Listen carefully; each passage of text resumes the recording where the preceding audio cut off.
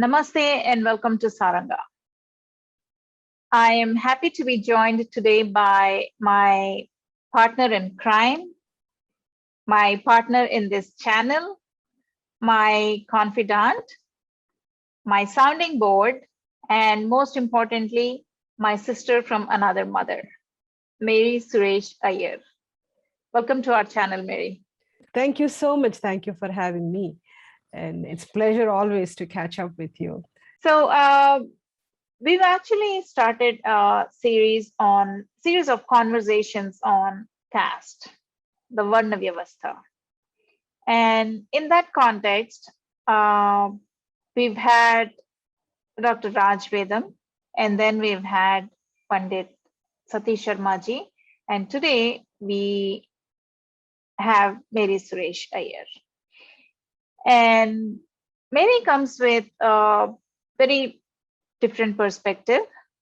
Well, not different, but interesting perspective into some of those lesser discussed or lesser mentioned topics around caste in relation to conversions, in relation to colonists. So we'll hear more from Mary, and now I would like actually Mary to take over and tell us what she's in what direction she's going to take this conversation.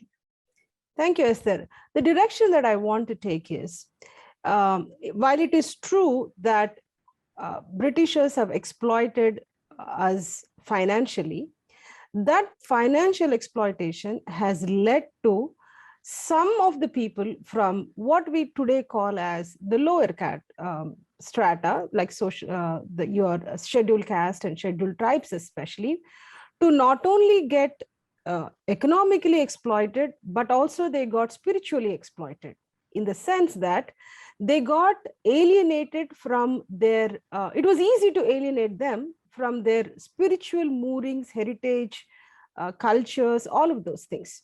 Now, how that happened is a very interesting thing. Okay, so in order to understand that, we cannot just say that, oh, they just gave them rice bags, that's what they converted.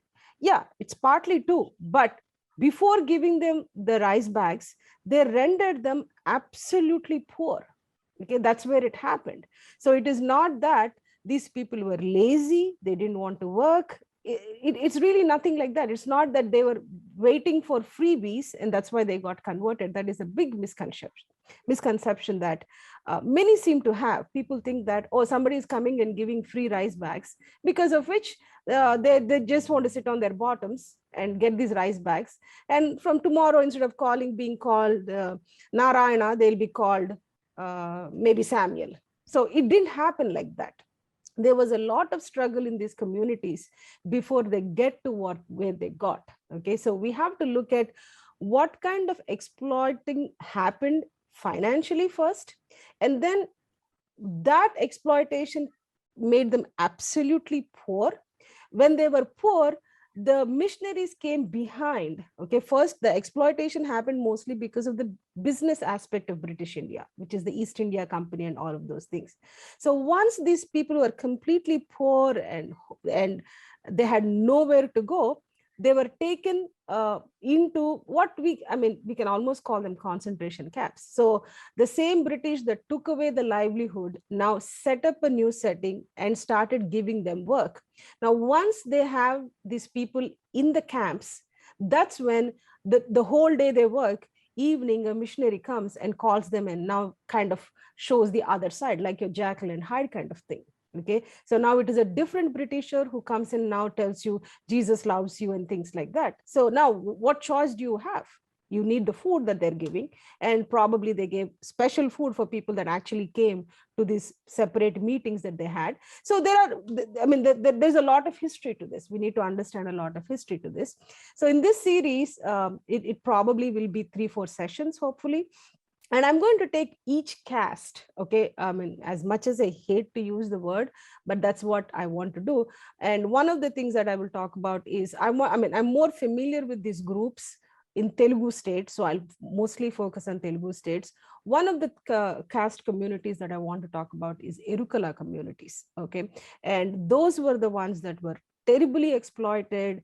And that group of people carry a lot of shame in them, because they were not only included into the group of criminals, but they were kept in settlements camp. There was watch on them by the police and all of that stuff. So there is that community. Then I'm also going to talk about the community called Madiga. They are the people that worked with the leather mostly. And there is a book written by an English, I think she's an American, who are the people that actually started the Ongole Baptist Mission. Okay. And she talks about the first convert of from that community, and how they say it was so hard for them to actually see the conversion happen until they had this great famine. There was a famine in the 1800s that actually affected a lot of people from all in the entire Madras presidency. It started from even Orissa all the way down. And once that famine happened, a lot of animals died along with people. When animals died, they needed the skin to be, the cattle's skin to be treated quickly. So they had makeshift camps that employed these people that were that worked with the leather, and how they got exploited. Only then the first conversion happened. And it never happened because the Britishers went and gave the Bible. Only when they brought these people into these camps and took care of their, I mean, we can say physical needs at that point, separated from their families. The men were in the camps. And that's when the first conversion happened. I want to talk about that community. And of course, there are communities called Dasari. That was a community which were, I mean, from the Ramanujam times, they were the ones that went and told Harikathas, Burrakathas, and they actually were the ones went from village to village to village, telling the stories of Mahabharata, Ramayana, all these cultural things that were given to these people through these simple stories, how they were included in the criminal tribes and their motion was restricted. So that there is that group of people. And the Veerashaiva group also has a group called Bodagajangam. There is another group called that. They were the Medicants from the Shaivite groups, how they got punished and how they were included in the criminal tribes, and their motion was restricted and they were penalized. Some of them were kept in settlements, some of them were kept in isolation. All of these things, I'm going to do one series per each category, hopefully. And of course, the downward filtration theory of McCloy, how that created a group of elite people from the rich families, the Brahmin families, the Kshatriya families, the Vaishya families, that first got the first English education, and how their English education coupled with their higher positions in the society at that time, how that created a sense of supremacy in them. And that led to alienation of the poor who did not get these opportunities. All of these things as a series, I want to just do one after the other. And that's basically what I intend to do. And if you have any questions, Esther, I'll take it from here. Yeah, I just want to say that these conversations are not at all easy for us.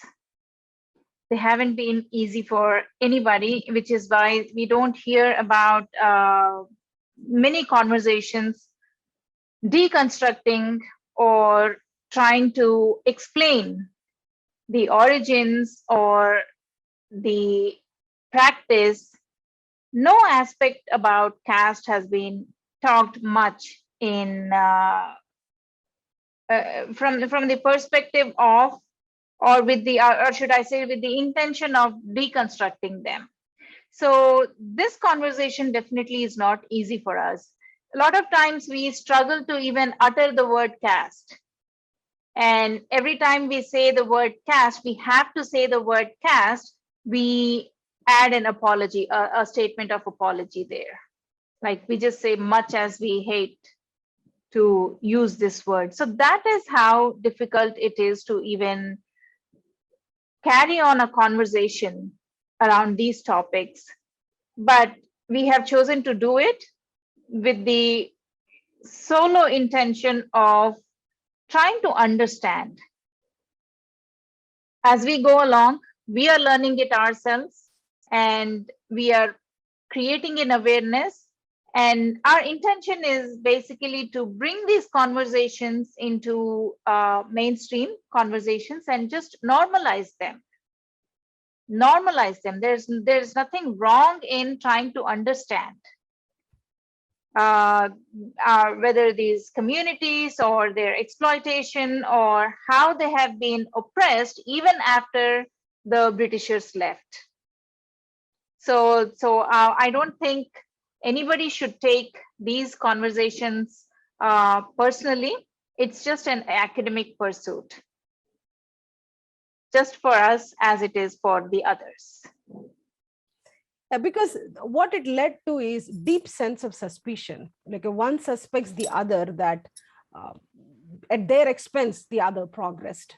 Okay, so that suspicion has to be, every community suffered in the hands of the British. They all lost it. One lost more than the other. Some lost economically, which it was not easy. Any group that lost economically, given the right conditions, with the affirmative action in terms of reservations that we give, it may take a little longer. Some communities quickly came up. Some communities are taking a little longer. It is not just the economic disadvantages that the communities faced.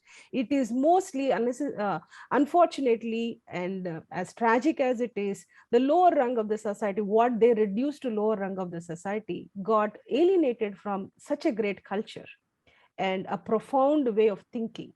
So it is a bigger loss for them than many of us who have not walked that path. I mean, if they had to choose between sticking on to a religion and then having food on their plate, obviously they had to go to choose the food on their plate, and eventually that led them to alienation of their from Hindu culture, which is a big loss to us. And I mean, I hate to say this, but I would definitely want to say this here. Today, we are in a situation where our temples are destroyed, and I mean, with such impunity. And now we are looking at officially 20-25% of the people converted to Christianity from these lower communities.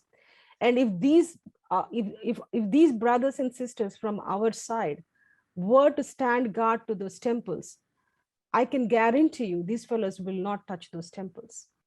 But as sad as it is, this section of the people do not see themselves as the equal inheritors of those temples that are getting destroyed.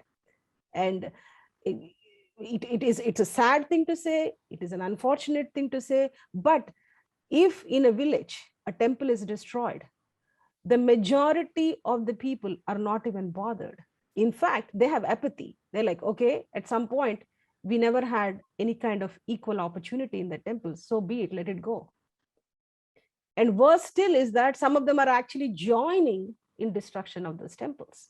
So we could have had this big army of people who could have protected our temples along with us, but they were alienated from us. Are there any mistakes that happened from different sections of the societies? We cannot absolve anyone from the mistakes that happened. It is not so much to brood about the mistakes, but what is the way forward is what we want to do through these discussions. Yeah, that's such an important point that you just made, Mary, where you said that we could have had a whole army of people right there in the village communities protecting these temples, but because they lost that sense of ownership, they don't own it. They don't care what happens to it today. Correct.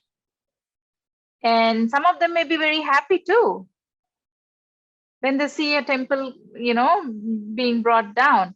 So yes, through these conversations, we are just trying to bring them back, give them back their a sense of pride to them, and acquaint them with their heritage, tell them who they were and how important part of the society they were, what their contributions were to the, what their community's contributions were to the society, and just give them back that sense of dignity to them.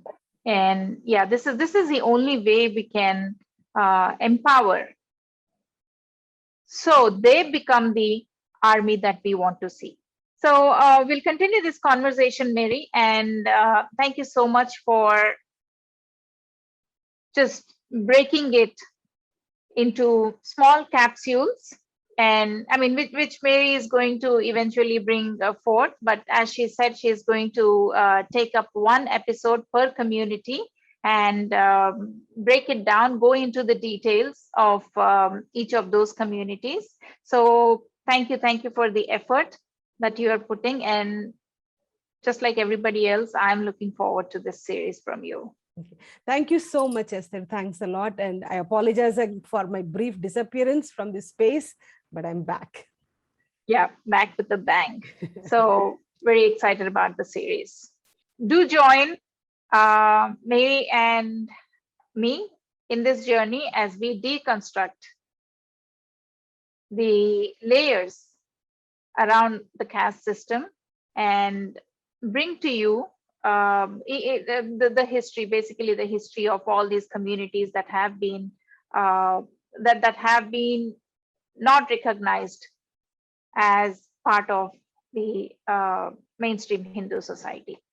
So thank you all for watching, and I will come back to you with another episode.